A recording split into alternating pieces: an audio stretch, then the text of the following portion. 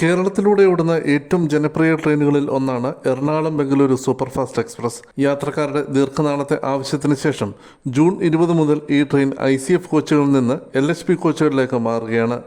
നിലവിൽ 21 ICF കോച്ചുകളാണ് ട്രെയിനിൽ ഉള്ളത്. എന്നാൽ LHP കോച്ചുകളിലേക്ക് മാറുന്നതോടെ ഇത് 20 കോച്ചുകളായി കുറയും.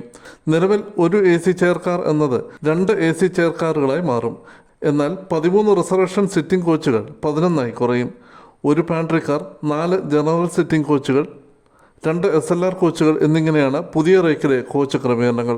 LHP കോച്ചുകളിലേക്ക് മാറുന്നത് യാത്ര കൂടുതൽ സൗകര്യപ്രദമാകുമെങ്കിലും ഏത് തരത്തിലുള്ള സീറ്റിംഗ് ക്രമീകരണമാണ് കോച്ചുകളിൽ ഉള്ളതെന്ന് ഇപ്പോഴും വ്യക്തമല്ല. പുഷ്ബാക്കുള്ള സീറ്റുകളല്ല കോച്ചുകളിൽ ഉള്ളതെങ്കിൽ യാത്ര കൂടുതൽ ദുഷ്കരമാകും. തിരുവനന്തപുരം കോഴിക്കോട് ജനശതാബ്ദിയിലെ പുതിയ LHP കോച്ചുകളിലെ സീറ്റിംഗ് ക്രമീകരണങ്ങൾ യാത്രക്കാരുടെ വ്യാപക പ്രതിഷേധത്തിന് ഇടയാക്കിയിരുന്നു.